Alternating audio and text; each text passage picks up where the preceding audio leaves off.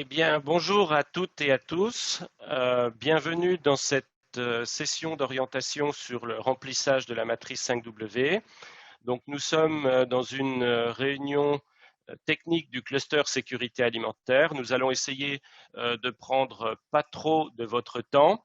Alors, comme vous le savez, en chaque début d'année, nous ouvrons la nouvelle matrice de suivi de la réponse 5W. Donc, la matrice 2021 a eu quelques changements qui ont pu être proposés en lien avec le Global Food Security Cluster. Donc, nous l'avions présenté à la dernière réunion. La nouvelle matrice est un peu plus globale, donc elle sert au Mali, mais elle sert aussi à d'autres pays qui sont sous couvert d'une réponse sécurité alimentaire pour cette année.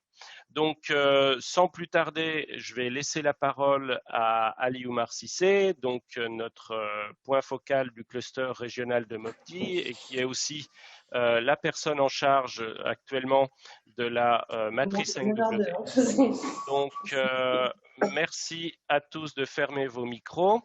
Et donc, nous allons avoir une session ensemble pendant à peu près 1 heure. Donc, d'une part, avec une présentation de la matrice par Ali Oumar, puis nous aurons une petite session de questions-réponses. Donc, sans plus tarder, je laisse la parole à Ali. Ali, bienvenue et donc à toi la parole. Merci Vincent, bonjour à tous. C'est Ali Oumar Cissé, comme Vincent vient de le dire, du cluster. Je suis à Mopti et en charge des données du cluster depuis un certain temps, de façon intérimaire bien sûr. Quelques règles que je vais faire économie de citer que vous connaissez déjà. En plus, Vincent sera là pour faire la police. Mais c'est important pour nous quand même pour que tous ceux qui rentrent dans la réunion puissent s'introduire dans le chat, à travers le chat, en inscrivant leur nom, prénom et organisation, comme certains l'ont déjà fait. Alors, l'agenda, ça va être un agenda très simple et très rapide pour ne pas trop abuser de votre temps. Nous allons faire un petit aperçu du cadre logique du cluster, parce que la matrice est issue aussi du cadre logique du cluster, le suivi de la matrice elle-même en 2020. Après un déroulement de la matrice proprement dite que nous allons essayer de remplir ensemble.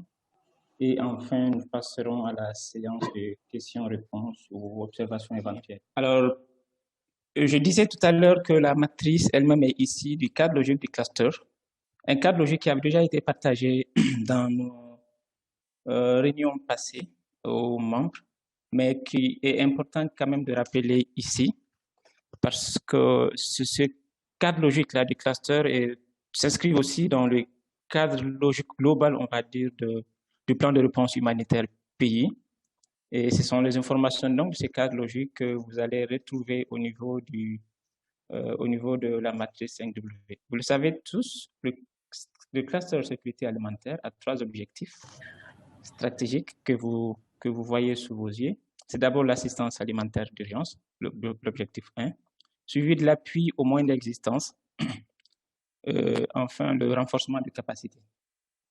Et ces objectifs, on essaie de les atteindre à travers un certain nombre d'activités, 9 en tout, l'assistance d'urgence aux personnes déplacées, l'assistance saisonnière aussi. Et l'objectif 2 s'articule autour de l'appui aux AGR, l'appui à l'agriculture, l'appui à l'élevage, la pêche, pisciculture, et aussi l'assistance alimentaire conditionnelle. Le renforcement des capacités cette année va s'articuler autour de l'appui à l'organisation, à la collecte et à l'analyse des données de l'INSAN. Je ne vais pas trop traîner, mais c'est important quand même que j'attire un peu l'attention ici, parce que le renforcement de capacité, c'est quelque chose que les partenaires ont toujours fait, mais qu'on a toujours eu du mal à bien, en tout cas, suivre et à bien capitaliser.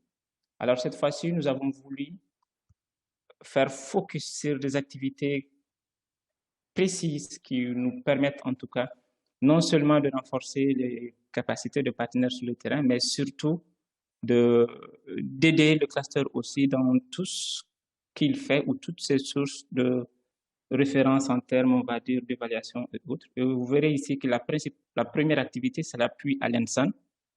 Vous savez tous que l'ENSAN, c'est la principale, on va dire, source de référence du cadre harmonisé, duquel sont toujours ici les différents chiffres du cluster. Et après, tout autre type d'appui institutionnel que les partenaires, en tout cas, font à l'endroit des services techniques, des ONG nationales, des collectivités et tous les autres services, en tout cas, qui localement nous aident à atteindre nos objectifs. Alors, la matrice 5W en 2020. Ce n'est pas une nouvelle matrice, hein, comme j'aime bien le dire souvent. C'est la même matrice qu'on a essayé d'améliorer pour renforcer certainement la capacité, en tout cas, de partenaires, pour faciliter le rapportage et mieux suivre la réponse. Mais à qui elle s'adresse? Cette matrice s'adresse à toutes les organisations qui interviennent dans le secteur de la sécurité alimentaire au Mali, mais spécifiquement à ceux ayant reçu un financement direct de bailleurs. Parce que sinon, il y a ce risque que vous savez bien de double ou de multiples comptages des mêmes bénéficiaires. Donc, pour nous éviter cela, on essaie en tout cas, les partenaires de mise en œuvre ne renseignent pas cette matrice. Parce que sinon, les partenaires de mise en œuvre risquent de renseigner les mêmes informations que les organisations qui renseignent déjà. Maintenant, un partenaire de mise en œuvre peut avoir un contrat avec un autre bailleur directement, différent peut-être de son contrat avec le partenaire pour lequel il met en œuvre.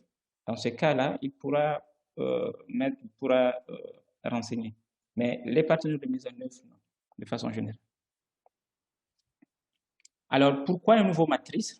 Dans l'introduction, Vincent disait que c'est une initiative du Global Food Security Cluster pour mettre en place un standard pour un meilleur suivi de la réponse. Et vous savez que nous ne sommes pas le seul pays, il y a plusieurs pays à travers le monde où le cluster est présent. Et c'est important à un moment donné pour le Global Food Security Cluster que tous ces pays, en tout cas, puissent répondre à des exigences minimales afin que le secteur puisse être mieux suivi et que les indicateurs clés du cluster puissent être bien suivis par le Global Food Security Cluster. Donc, c'est aussi une façon donc de s'assurer que les informations minimales figurent dans la matrice des différents pays. Ça va aussi et surtout faciliter le rapportage des activités, mais surtout, non le moindre, c'est réduire considérablement le risque de double comptage, parce que c'est quand même un problème auquel on est confronté depuis tout ce temps. Alors, qu'est-ce qui change? Pas grand-chose. C'est le rapportage de réalisation que nous allons voir tout à l'heure. C'est la gestion de double comptage. C'est aussi la gestion de la fréquence d'assistance. Vous savez que la fréquence est un indicateur qualité aussi important comme indicateur pour le partenaire et pour le cluster. C'est l'ajout de certaines activités qui sont issues justement de toutes nos discussions tout le long de l'année 2020 avec le partenaire qui renseigne, autrement dit les points focaux que vous êtes. C'est aussi la suppression de certaines informations qui ne sont pas véritablement utiles dans cet outil, qui sont peut-être déjà prises en compte dans d'autres outils. C'est le design, entre autres. Alors, de façon, on va dire, détaillée, par rapport au rapportage, vous aurez certainement constaté en ouvrant la matrice qu'on vous a partagée que le système, on va dire, de rapportage finalement a changé. Avant, nous avions 2 mois en colonne, de janvier à décembre. Cette fois-ci, on a interverti, nous avons mis tout le mois en ligne. Et vous allez comprendre après que c'est stratégique et que cela va énormément nous aider dans la gestion de double comptage avec, en tout cas, un certain nombre de mesures que le Global a pu mettre en place pour mieux nous aider à gérer ces problèmes. C'est aussi donc la gestion de double comptage. En plus du design qui a changé pour s'adapter mieux à cette gestion, nous avons surtout, en tout cas, inséré une nouvelle colonne qu'on appelle récurrence des bénéficiaires, qui nous permet en tout cas, qui donne la main aux partenaires de nous dire si c'est une réponse, on va dire, spontanée, une seule réponse, ou est-ce juste la première fois, mais que nous allons continuer à faire, ou est-ce récurrent.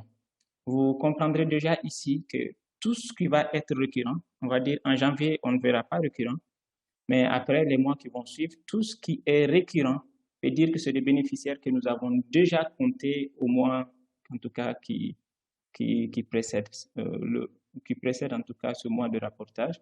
Donc, du coup, c'est des bénéficiaires que nous n'allons pas comptabiliser dans le total des personnes atteintes par le cluster. Cela dit, au cours du mois en cours, ces bénéficiaires sont bien comptés, en tout cas pour faire la part de l'assistance du mois et après celle du total sur l'année ou sur la période. Mais avant, vous verrez au niveau de l'ancienne matrice que c'était une simple question que nous demandions aux partenaires pour savoir si les mêmes bénéficiaires ont été assistés au cours du dernier mois. Et vous vous rendrez compte que tous les autres mois précédents ce mois ne vont pas forcément être pris en compte et qu'il y a donc risque de double comptage. L'autre aspect ici aussi, c'est que un aspect important en termes de double comptage, c'est très souvent lié à la réponse RRM. Je veux dire à la réponse au PDI. Très souvent, dans la façon de faire, dans l'architecture sur le terrain, on a le partenaire RRM qui souvent apporte la première réponse en ce qui nous concerne, en tout cas en assistance alimentaire. Et après, d'autres partenaires suivent pour apporter le relais, en tout cas les autres suivent la réponse. Et là, si on ne fait pas attention, nous risquons de comptabiliser les mêmes bénéficiaires doublement. Donc ici, déjà, cela va nous aider en ce sens que les partenaires RRM, en tout cas, qui apportent la première réponse, en tout cas tous les partenaires qui renseignent la matrice, s'il s'agit de la première réponse RRM qui est apportée, ça ne va pas être une première fois, mais une seule fois. Et après, nous allons pouvoir gérer à partir du mois suivant tous ceux qui sont une seule fois. RRM seront donc considérés comme les mêmes que ceux que vont suivre à travers les autres cycles et nous permettre en tout cas de ne pas trop de ne pas reprendre les mêmes bénéficiaires. Alors, par rapport à la fréquence aussi, vous verrez ici, avant, c'était juste demander aux partenaires d'indiquer le nombre de fois ou le nombre de distributions, transferts, formations réalisées. Alors, cette fois-ci, nous avons une fréquence en termes de modalités que vous voyez à droite par rapport à la nouvelle matrice, une seule fois, hebdomadaire mensuel. Et tout ça, c'est encore pour mettre plus l'accent sur la fréquence, en tout cas, de l'assistance apportée par nos partenaires et faire en sorte que même quand on oublie de spécifier le nombre de fois, cette autre colonne pourra nous aider à mieux gérer la fréquence de l'assistance. Alors, la nouvelle matrice, comme activité nouvelle, ça va être surtout, comme ajout plutôt, ça va être le renforcement de capacité, qui est un objectif qui ressort déjà, mais que vous verrez aussi en colonne, mais avec d'autres indicateurs que nous ne suivions pas avec l'ancienne matrice.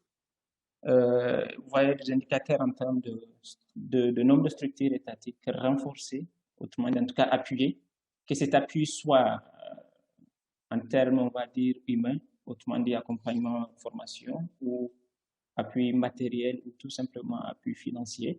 Et après, on va demander à ce que la valeur de l'appui matériel ou financier, le montant en ce moment, puisse être indiqué.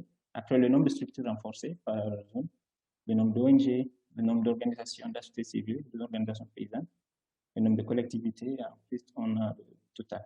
Tout ça, c'était des informations qu'on n'arrivait pas à avoir et que nous allons essayer d'avoir dans cette nouvelle matrice.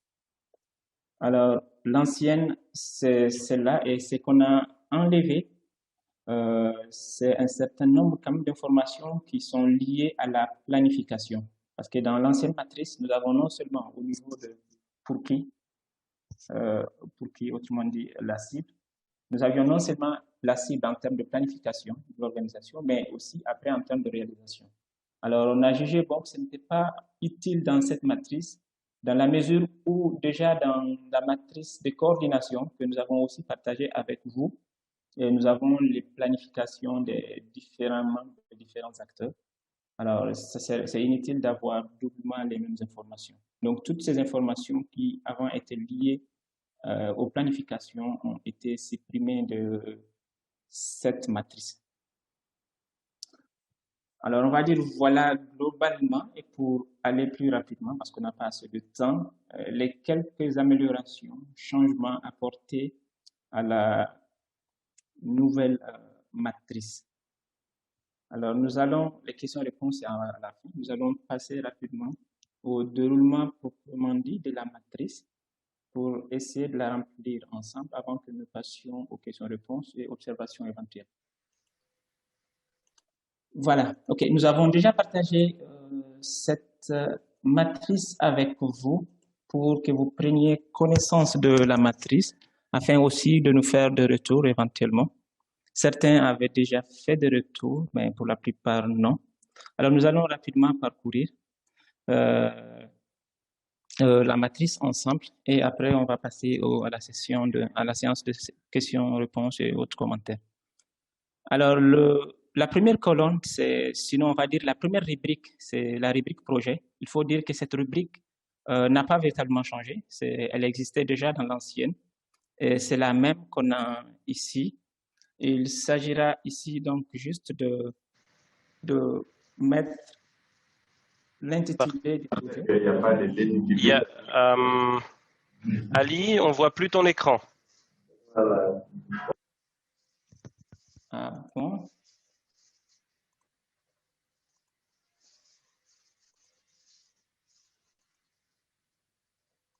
Est-ce que Voilà, c'est bon? C'est bon, c'est bon. Parfait. Voilà, Alors, tu peux reprendre.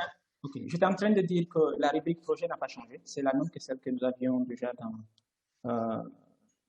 l'ancienne matrice. Elle revient avec les mêmes, on va dire, colonnes. Au niveau du titre, on nous demande juste de mettre le titre du projet que l'on veut rapporter. Et je prends ici projet d'assistance alimentaire tout court. Type de projet. Au niveau du type de projet, on nous propose un certain nombre de modalités de réponse. Est-ce urgence, résilience, développement? Ou est-ce urgence, résilience? Urgence, développement, résilience, développement. Dépendamment, bien sûr, de la nature même de votre projet. Souvent, il y a des projets qui commencent urgence, mais qui, au bout d'un certain temps, basculent sur la résilience. Alors, budget du projet. J'ai mis 1 million. Budget mobilisé. Peut-être qu'on n'a pu mobiliser que 900 000 francs CFA. Alors, ce projet intègre-t-il la protection transversale dans la réponse? On veut savoir si les aspects de protection sont pris en compte dans le projet, oui ou non. Après, est-ce que ce projet intègre les besoins spécifiques liés au genre, sensibilité genre, oui ou non? Alors, la Ali, réponse... Oui. On nous demande de parler un petit peu plus fort. Ok. Merci. Parfait. Désolé, je suis à la maison, ça doit être ça, je crois. Après, on demande par rapport au mécanisme de retour, est-ce que ce projet a prévu, on va dire, un mécanisme de feedback, autrement dit, permettre aux participants de déposer des plaintes, mais aussi d'avoir un retour sur les activités? Oui ou non?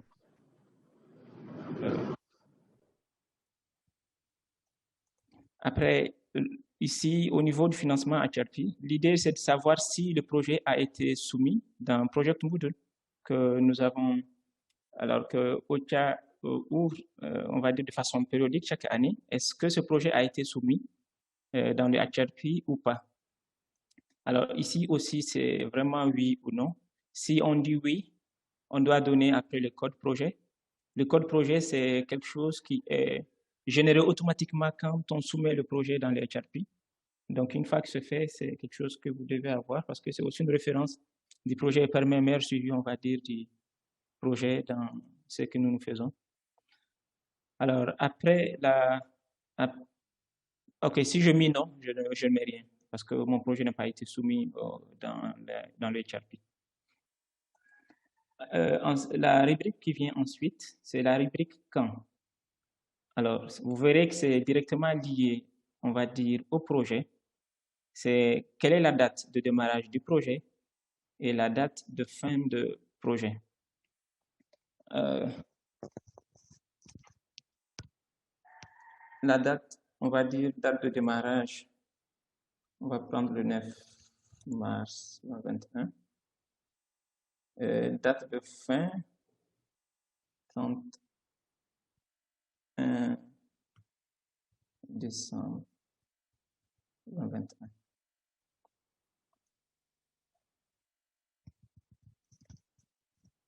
Alors, suivra ensuite le mois de mise en œuvre. Alors, le mois de mise en œuvre, l'activité que nous sommes en train de rapporter, pendant quel mois ça a été mis en œuvre. Et très souvent, en mars, nous allons partager la matrice pour que vous renseigniez les activités, en tout cas réalisées en janvier et en février. Donc ici, il s'agira, pour un départ, de rapporter d'abord les réalisations de janvier et ensuite celles, on va dire, de février, sur les mêmes, on va dire, sur les autres lignes, quoi. Alors, et c'est ce que j'étais en train de dire qui, dans l'ancienne matrice, était en colonne. Un peu plus loin, vous verrez toute l'importance que ça revêt en fait pour nous d'avoir la matrice, sinon le mois de mise en œuvre en ligne. Alors, vous serez invité ensuite à préciser, on va dire, votre bailleur. On a une liste importante de bailleurs. L'idée, c'est d'aller chercher. Mais si vous ne retrouvez pas votre bailleur, parce que ça, on l'avait fait sur la base des informations qu'on avait recueillies au cours de l'année passée, il suffit juste de nous notifier, en tout cas, vos bailleurs pour l'année 2021, afin que nous puissions les ajouter. C'est donc à ce moment-là que vous serez invité à choisir le nom de votre organisation. Je prends ACF. Alors ici, ça se remplit automatiquement. Le type d'organisation se remplit automatiquement.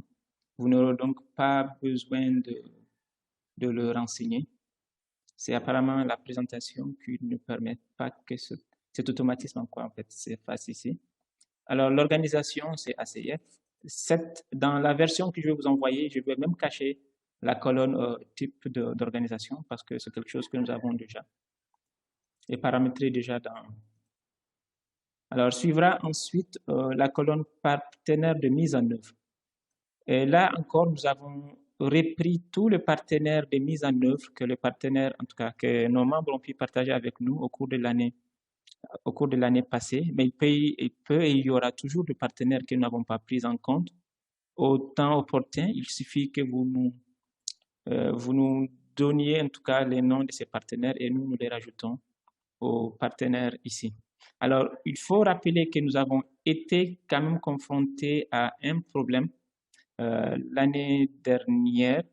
C'était que souvent, on mettait deux partenaires de mise en œuvre dans la même cellule. Cela veut dire que les deux partenaires sont en train d'apporter la même assistance dans la même commune et pour la même activité. Ce qui nous paraît en tout cas bizarre. On a pu discuter avec certains partenaires qui ont fini par corriger. Mais si il y a vraiment ce cas de figure, deux partenaires de mise en œuvre mettant en œuvre la même activité pour la même organisation et dans la même commune, c'est quand même intriguant, mais si ça existe, il faudrait que nous en soyons informés rapidement afin que nous puissions créer une autre colonne partenaire de mise en œuvre. Toujours est-il que dans la cellule, on ne peut prendre qu'un seul partenaire de mise en œuvre, pas deux. Alors, s'il y a deux, pour la même activité dans la même commune, on peut toujours créer une autre colonne partenaire de mise en œuvre. Mais pour le moment, nous n'avons arrêté qu'un seul, mais dépendamment de requêtes qui nous seront adressées, on peut créer une autre colonne pour prendre en compte en tout cas les besoins de nos partenaires. Alors, et là encore, cette colonne, vous ne la verrez même pas, elle serait affichée, elle serait cachée plutôt dans la matrice qui vous sera envoyée. Alors, par rapport à août, vous verrez que ça n'a pas du tout changé véritablement. Il y a juste eu des ajouts. Déjà, pour la région, nous n'avons pas de problème. Nous avons toutes les régions répertoriées. Après, les cercles, c'est lié à la région, bien sûr. Et les communes sont aussi liées à la colonne cercle. Alors, les deux ajouts, ce sont ces deux colonnes. La première est ces deux colonnes, on va dire, l'une est en saisie libre et l'autre en liste déroulante que vous allez voir. Le lien spécifique, ici, il s'agit pour nous, si le partenaire peut, si l'activité s'est passée dans un seul village, mais intéresse beaucoup, ok. C'est juste de spécifier le lieu spécifique où l'activité s'est passée. Mais si c'est une activité qui a concerné un certain nombre de villages, on peut mettre le nombre de villages. Mais ce n'est pas obligatoire, mais c'est quand même important parce qu'après, s'il faudrait géolocaliser les zones, en tout cas les lieux où les différentes activités de partenaires en tout cas, ont été mises en œuvre, c'est très facile à partir des données que vous aurez mis ici. On pourra en tout cas à partir des noms de villages, des hameaux, chercher rapidement en tout cas les coordonnées géographiques et pouvoir géolocaliser comme il faut les zones d'intervention ou les sites même sur lesquels les partenaires en tout cas ont pu mettre en œuvre leurs activités. Ok, donc c'est saisie libre, vous écrivez ce que vous voulez. Vous écrivez en tout cas le village, le hameau ou les villages concernés par, en tout cas où l'activité s'est tenue. Après, nous avons le type de lié. Ici, c'est important pour le cluster aussi de savoir les types de liens, en tout cas, auxquels les partenaires font recours pour mener leurs activités. Est-ce très souvent des sites, des centres de santé? Est-ce en milieu rural ou en milieu urbain ou périurbain? Est-ce des points de transition? Est-ce l'école qui est utilisée? Ou est-ce un autre type on va dire, de lieu qui est utilisé? Si c'est le cas, c'est à préciser dans les commentaires. En tout cas, toutes les informations que vous ne pouvez pas mettre directement, si c'est autre, vous pourrez toujours les spécifier dans les commentaires. On pourra mieux les traiter et sortir l'analyse qu'il faut.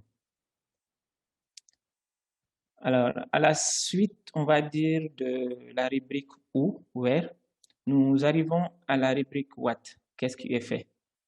Alors, ici aussi, vous allez vous rendre compte qu'on a allégé. Nous n'avons pas repris toutes les informations que nous avions dans la matrice de l'année dernière. Alors, le premier point, c'est l'objectif. Nous avons 3 objectifs, comme nous l'avons présenté tout à l'heure dans le bref, en tout cas, sinon dans l'aperçu du cadre logique du cluster. C'est l'assistance alimentaire, l'appui aux moyens d'existence et le renforcement de capacité. Alors, on peut choisir l'assistance alimentaire ici. Après, comme activité, nous avons 9. On a 2 activités pour l'objectif 1. Nous avons 5 activités pour l'objectif 2 et 2 autres activités pour l'objectif 3. Vous voyez ici que si vous preniez assistance alimentaire d'urgence, nous avons soit l'assistance faite au PDI, nous mettons RRM ici, mais il ne s'agit pas que de RRM parce qu'il faut noter que sur le terrain, il y a aussi des services, le service local, sinon le service de développement social, quasiment dans toute la région, fait un suivi, avec l'appui de partenaires bien sûr, fait un suivi quotidien des mouvements de population.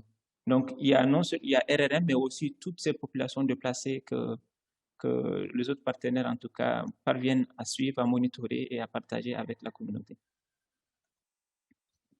Alors, comme sous-activité, la colonne sous-activité nous donne aussi un certain nombre de sous-activités pour mieux préciser l'activité, on va dire, l'activité réalisée.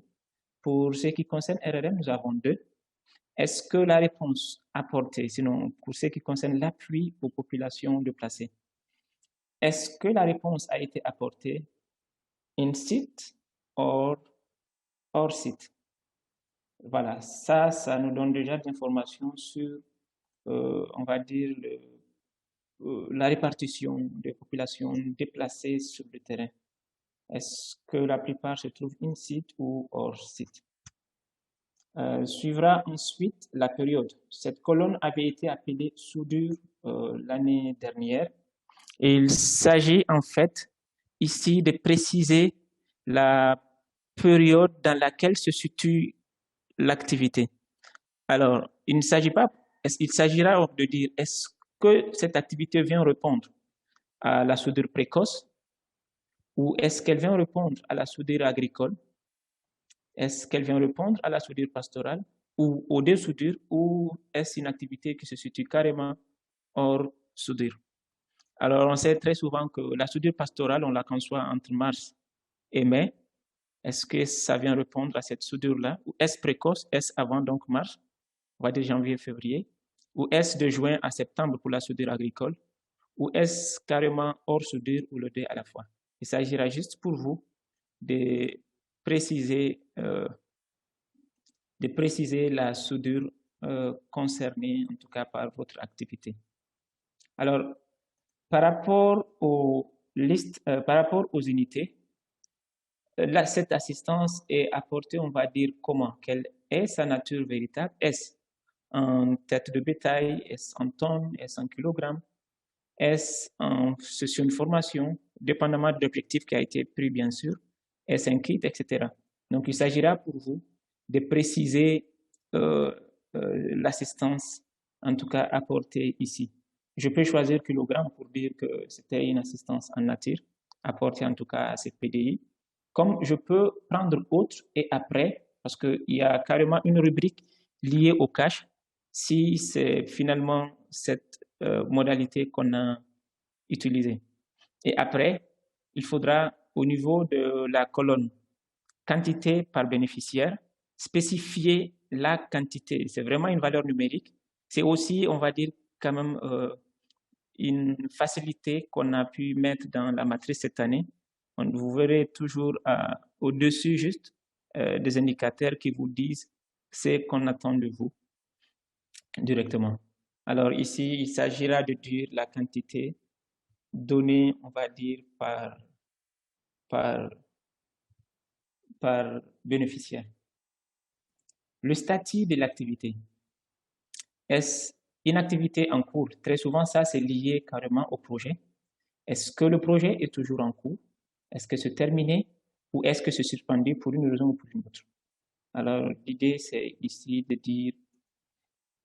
Et ça, c'est vraiment une colonne qu'il faut impérativement renseigner. Toutes les colonnes suivies de étoiles doivent être impérativement renseignées parce que ce sont des colonnes que nous partageons avec tous les autres pays et qui sont des exigences minimales de Global Food Security Cluster. Mais je ne voulais pas trop insister dessus pour ne pas que les gens ne renseignent pas ou ne se sentent pas obligés de renseigner les autres colonnes. Mais toujours est-il que toutes les colonnes qu'on a mises ici sont des informations essentielles et plus elles sont renseignées, plus nos analyses peuvent aller en profondeur et montrer en tout cas de façon beaucoup plus détaillée, beaucoup plus pratique l'intervention, on va dire, des partenaires sur le terrain. Alors, la modalité d'intervention, ça n'a pas changé. Ce sont les mêmes modalités que celles que nous avons utilisées des années passées. Est-ce en nature, est-ce en espèce ou est-ce hybride? On a quand même ajouté hybride pour mettre plus à l'aise certains partenaires et pour mieux aussi suivre la réponse. Ou est-ce des coupons? Alors, nous avons déjà pris, la logique voudrait bien que nous mettions nature parce qu'on a déjà en unité prix kilogramme. Alors, sous modalité, c'est toujours aller plus en profondeur. Alors, est-ce de l'aliment bétail, des semences? Voilà, en réalité, ici, il doit y avoir un problème. La colonne sous modalité est liée à la modalité, ici, on va dire en nature.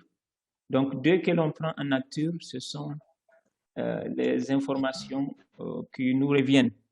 Mais ici, en nature, ça dit déjà, ça nous dit déjà ce qu'il y a parce qu'il s'agit de personnes. Ça ne peut pas être en semences, aliments de bétail ou autre. C'est donc une information qui ne me semble pas complète que je pourrais compléter au sortir de cet atelier. Juste le temps pour moi de noter.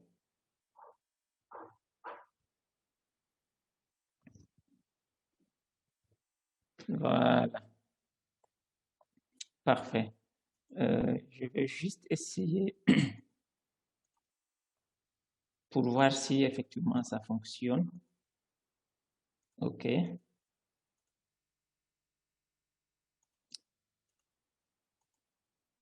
C'est parfait. Voilà. OK. Alors, en nature, c'est ça. Ce qui a manqué, c'est que en nature, en réalité, très souvent, nous le prenons, voilà, justement pour tout ce que l'on peut apporter comme appui en nature directement, très souvent à travers, on va dire, l'objectif 2. Mais ici, ça va être en nature, mais c'est, on va dire, aliment, quoi, pour personne plutôt. C'est ici que manque une modalité que nous allons, que je vais mettre à jour pour sortir de cette, en tout cas, session, pour que nous puissions prendre directement aussi en compte l'assistance en nature apportée aux personnes et pas forcément directement en nature, on va dire en aliment, apporté plutôt que nature telle que nous les voyons ici. Alors la conditionnalité, il s'agira tout simplement de dire si c'est une assistance conditionnelle ou inconditionnelle. Pour les personnes déplacées, c'est inconditionnel pour un départ, en tout cas l'assistance d'urgence. Alors la fréquence, est-ce une seule fois ou est-ce une assistance qui sera hebdomadaire ou mensuelle? Alors il s'agira pour vous de choisir. On peut dire une seule fois ici, comme fréquence, pour dire peut-être que nous sommes le premier partenaire, sinon nous sommes le premier acteur à apporter la première réponse alimentaire aux populations déplacées, mais suivra ensuite des partenaires qui vont apporter, en tout cas qui vont répondre pour les différents autres cycles d'assistance alimentaire. Donc ici, ce qui est important et ce qui va beaucoup nous aider aussi, c'est que cette première fois peut nous indiquer, en tout cas en termes de RRM, en termes de réponse au PDI, ça peut nous indiquer aussi que ça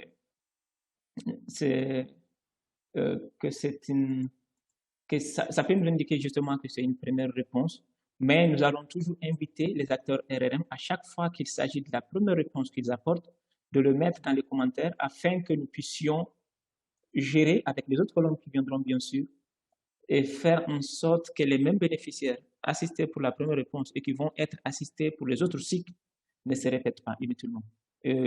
Doubler ainsi, en tout cas éviter que l'on double les bénéficiaires.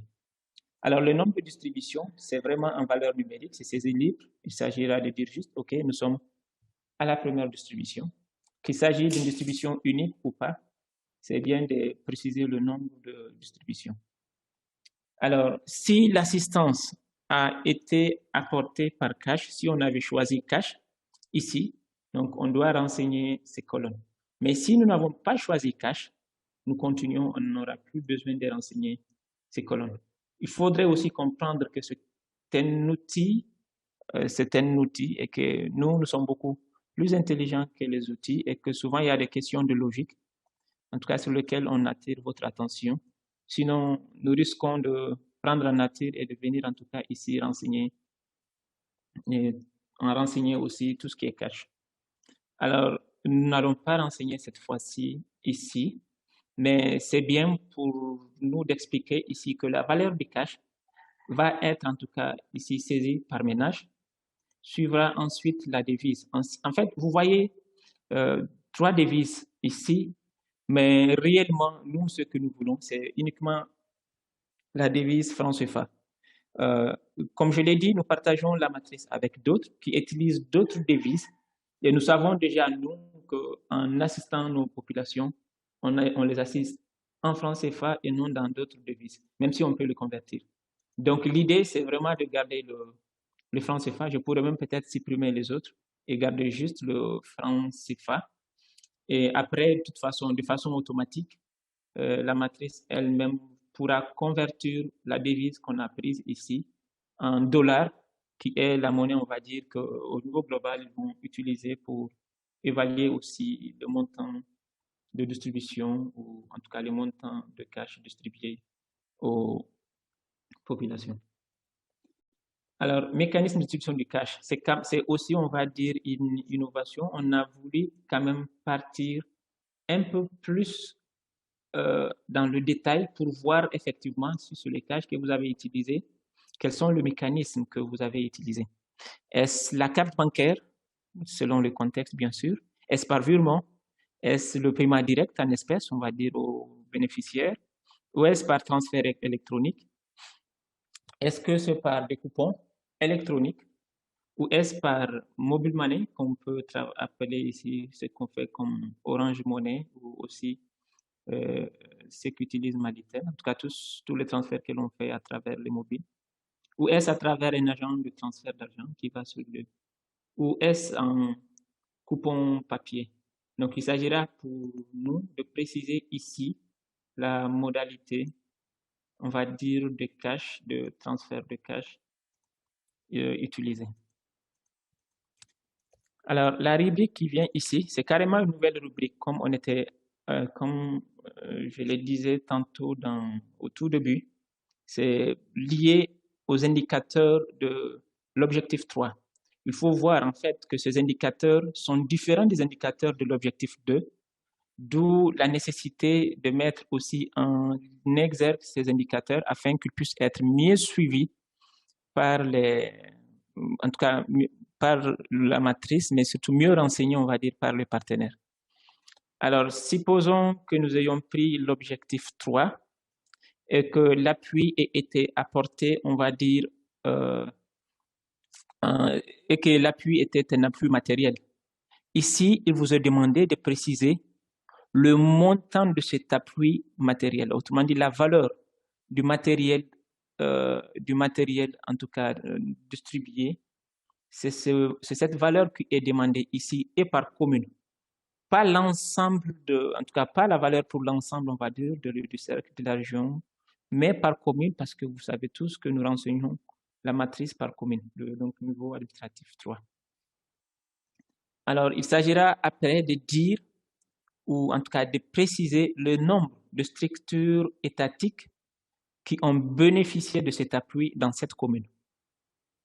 Suivra ensuite le nombre d'ONG nationales, s'il y a lieu, le nombre d'organisations de la société civile ou d'organisations paysannes, le nombre de structures, on va dire, des collectivités territoriales. Et après, cette colonne va faire le total et va faire le total, on va dire, de façon automatique. Alors, c'est important que j'insiste sur le fait que l'objectif 3, c'est vraiment pour appuyer et pour plutôt, on va dire, à travers en tout cas cette matrice, c'est mettre en lumière, mettre en valeur tout cet appui que le partenaire, en tout cas, apporte du début de l'an jusqu'à sa fin à l'État, à tous les acteurs locaux qui très souvent ne ressortent pas. Parce que nous faisons beaucoup, on fait beaucoup d'appui matériel, beaucoup d'appui financier, mais pas seulement. L'autre point, c'est aussi tout l'accompagnement en termes, par exemple, si on prend la première activité de cet objectif, qui est l'appui à l'ENSAN, les partenaires appuient non seulement matériellement, financièrement, mais aussi, on va dire, de façon accompagne aussi en mettant à disposition, justement pour l'ENSAN par exemple, des enquêteurs pour aider l'État à travers le SAP à la collecte des informations sur le terrain. Mais mieux encore, certains partenaires participent même à l'analyse en mettant à disposition justement à l'État des analystes pour les aider dans leur travail d'analyse de données, en tout cas pour que nous puissions avoir des données beaucoup plus proches, en tout cas des réalités de terrain, beaucoup plus pertinentes et qui parlent à tout le monde. Donc, c'est quand même des aspects qui ont toujours échappé, on va dire, au cluster ou aux matrices, aux outils que nous utilisons, que nous voulons, en tout cas, cette année, pouvoir suivre comme il faut. Et la matrice vous a aussi été adressée avant cette session d'orientation pour que vous en preniez contact et que vous nous fassiez aussi certains retours en tout cas que nous allons apprécier ensemble. Il peut y avoir des activités que vous faites qui ne figurent pas, que nous pourrons ajouter, ou peut-être d'autres points que vous pourrez trouver inutiles. On pourra en discuter pour voir s'il est encore utile de garder ou pas. Alors, on va dire la dernière rubrique, c'est pour qui? C'est pour qui, en tout cas, cette assistance a été apportée. Et la première colonne ici, c'est la récurrence de bénéficiaires. Vous voyez que c'est aussi une liste déroulante. Malheureusement, en tout cas, habituellement, très souvent, il y a des partenaires qui écrasent nos listes déroulantes. Nous allons nous inviter cette fois-ci à être plus attentifs. En tout cas, dès qu'il s'agit d'une liste déroulante, il s'agira pour vous de choisir dans la liste qui est proposée. Maintenant, si peut-être dans les modalités de réponse proposées, il n'y a pas une modalité qui réponde spécialement peut-être à l'activité que vous mettez en œuvre, vous pourrez toujours nous faire part de cela pour que nous puissions l'ajouter, afin toujours en tout cas de mieux prendre en compte les besoins de nos partenaires. Alors, la récurrence de bénéficiaires, ici, nous avons 3 modalités. Alors, est-ce une seule fois, est-ce une première fois ou est-ce récurrent? L'idée ici, c'est de dire, si c'est une réponse spontanée que nous n'apportons qu'une seule fois, alors nous disons une seule fois. Alors, si c'est sur un cycle carrément, on va dire, si c'est un cycle, en tout cas sur une période, c'est la première fois, mais quand vous prenez une première fois, ça veut dire pour nous que ça va continuer. Et après, nous avons le caractère récurrent. C'est ce que je disais au tout début. Récurrent nous indique en fait que, alors en janvier, on ne peut pas avoir de récurrent parce que c'est le début, mais en février déjà, on peut avoir de récurrent. Et puisque ce sont les mêmes communes qui vont revenir, souvent pour l'assistance qui s'inscrit dans une période, la récurrence nous indique, comme son sens le dit, que c'est les mêmes bénéficiaires qui sont ici aussi assistés. Les mêmes bénéficiaires qu'on a déjà assistés les mois précédents, ce sont ces mêmes bénéficiaires que nous continuons à assister. Donc, du coup, en faisant, nous, le total du nombre de personnes atteintes par le partenaire au cours d'une période donnée, tout ce qui est récurrent ne va pas être pris en compte. C'est juste les une fois, les premières fois et autres qui vont être pris en compte, mais pas récurrent, parce que récurrent avait déjà été pris en compte quelque part. Donc, pour le mois, je dis bien, nous sommes en janvier. Bon, ça va être probablement le mois suivant janvier. Nous sommes en février. C'est que récurrent, oui, ça reste pour le compte de février. Donc, nous pouvons toujours faire ce parallèle entre l'assistance apportée en février et le total. Mais quand il faut faire le total, tout ce qui est récurrent ne va pas faire partie parce que ça a déjà été pris en compte initialement. Alors, les catégories, ce sont les mêmes, sauf que cette fois-ci, nous avons ajouté la modalité mixte. Avant, nous avons les communautés hautes, les déplacés, les retournés, les réfugiés, les rapatriés. Mais après, il y a des partenaires, en tout cas, qui avaient beaucoup de défis à faire aussi souvent la part des choses entre des personnes déplacées et les personnes rapatriées. Donc, nous avons quand même mis mixte pour permettre aussi, mais pas pour forcément encourager les partenaires à utiliser mixte, mais pour donner en tout cas plus de modalités afin de permettre aux partenaires de mieux apporter, en tout cas apporter leurs réponses, mais rapporter plutôt leurs réponses. Après, à ces catégories, nous avons aussi ajouté les structures étatiques et les organisations de la société civile, comme nous l'avons vu pour l'objectif 3. Alors ici, il s'agira donc de valeurs numériques pour indiquer le nombre de personnes, de bénéficiaires de sexe masculin, vous voyez, inférieur. Donc le nombre de garçons, inférieur, quand je dis garçons, comprenez inférieur à 18 ans plutôt, assistés au cours par cette activité, en tout cas par le partenaire. Il s'agira après de dire aussi, de préciser le nombre de filles assistées. Après, le nombre d'hommes, autrement dit adultes, de 18 à inférieur ou égal à 60 ans. Donc, il s'agira de préciser le nombre. C'est vraiment une désagrégation du nombre de personnes assistées pendant cette période, en tout cas par le partenaire, à travers cette activité. Donc, il s'agira de dire pour... Et c'est vraiment un nombre de personnes et non un nombre de ménages.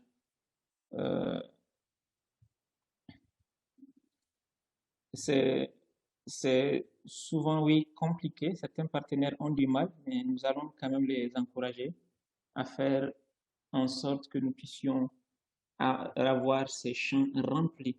Parce que sinon, on ne pourra pas déterminer le nombre de personnes réellement assistées. Après, il y a le nombre de ménages atteints. Ça, c'est vraiment différent du nombre de personnes. Mais oui, nous avons assisté ce nombre de personnes et ce nombre de personnes constitue peut-être en tout et pour tout, on va dire, 66 ménages ou peut-être 100 ménages. Après, le nombre de bénéficiaires atteints, là, vous n'aurez pas besoin de mettre. C'est la formule est déjà là pour faire la somme en tout cas de la colonne garçon jusqu'aux femmes personnes âgées que vous voyez ici à l'écran. Après, il s'agira, on dit bien pourcentage, il s'agira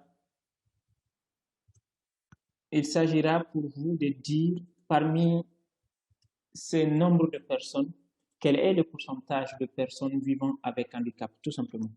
Ça peut être 1%, ça peut être 2%. Ah, ok.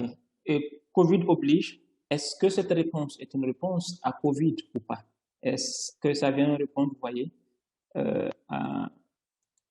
aux besoins Covid ou non, c'est une, on va dire, assistance normale qui s'inscrit dans ce qu'on fait habituellement. Alors, il faut dire ici qu'il y a des projets spécifiquement Covid qui sont mis en œuvre par les partenaires, justement. Donc, on dira ici oui, et sinon, on dira non.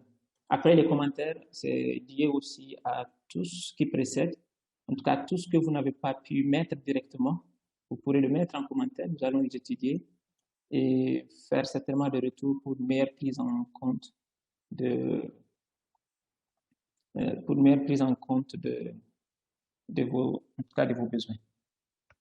Alors, voici, on va dire, un ramassé, la matrice qu'on va utiliser en 2020. J'évite de dire nouvelle parce que ce n'est véritablement pas nouvelle. Il y a eu juste des changements amélioratifs pour faciliter les rapportages et pour mieux gérer aussi les doublons. Alors, les deux autres feuilles que vous avez, c'est, on va dire, le cadre logique détaillé, on va dire, du cluster, dans lequel, on va dire, s'inscrivent toutes les activités qu'on a mises ici et aussi les différents objectifs du cluster. Et vous verrez aussi à quel objectif, on va dire, stratégique pays du niveau HAPI, chaque objectif du cluster répond, ou même dans quel objectif global se situent aussi nos différentes activités. Alors, il s'agit ici, on va dire, de l'essentiel quant à la matrice. J'espère que vous avez déjà noté des observations que vous pourrez partager avec nous. Et nous allons rapidement passer aux questions, réponses et observations éventuelles. Vincent, j'ai fini. Tu pourras m'aider à diriger, voilà. Très bien. Merci beaucoup, Ali, en tout cas, pour cette présentation. Donc, on remercie tous les participants d'être venus se connecter avec nous. On va mettre en forme la vidéo et la remettre dans un lieu où vous pourrez regarder en tout cas la présentation. On verra si on met les questions-réponses quelque part. On va voir comment les traiter. Ce qui est sûr, c'est que la matrice 5W est maintenant lancée. Votre interlocuteur, alors en ce moment c'est Ali Oumar, donc quand il vous envoie les mails, vous pouvez aisément aussi lui demander des conseils, un coup de téléphone pour le remplissage. Donc, en vous souhaitant en tout cas une bonne matrice et une bonne année de réponse 2021. Merci à toutes et à tous d'avoir participé et en tout cas à très bientôt dans les prochaines réunions du cluster sécurité alimentaire.